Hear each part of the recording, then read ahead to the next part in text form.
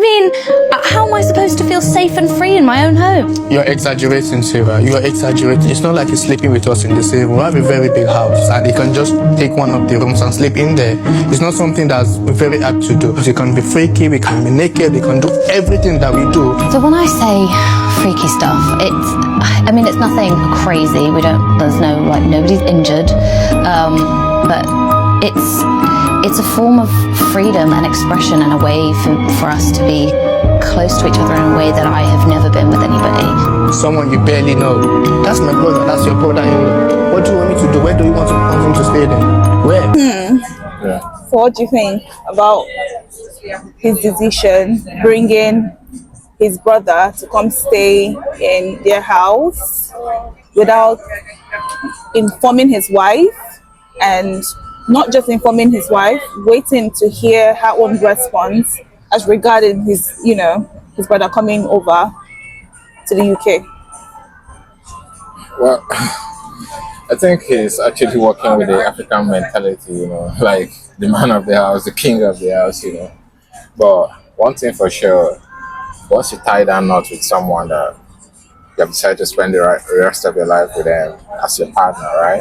You don't just make sole decisions anymore. You have to consider them too whenever you're making a decision. Yeah? I understand that he's trying to be there for his brother, looking out for him, taking care of him, and all of that. But it is understandable if he was still living alone as a single man, right? But now you're married, you have a partner, you have a wife, you're living in the same house. So bringing your brother or any of your family members to live with them, not just to visit or to live for a whole year, right? Like during the period of studies, it's a long time, So it's not a decision he should just make and say it's fine now. You're supposed to, have this conversation with your wife.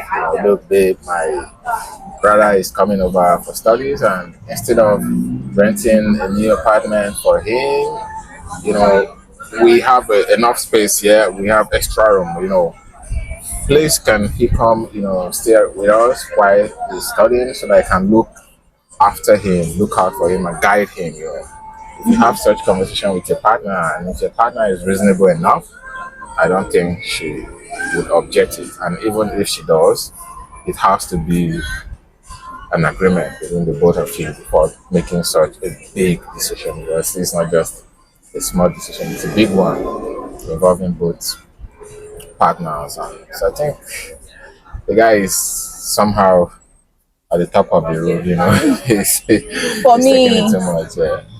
I don't know what she's still doing with that man though. Sorry. What do you mean? Because tell me why, like literally, if you have to make such decisions, why am I your wife then? Like, I believe that it's vice versa, right? If it was my sister that was coming to the UK, to live with us for a full year, I have to inform my husband and we have to be in agreement. I cannot just bring my sister to the UK, not just to the UK, to our house, our apartment, our home, whichever it is.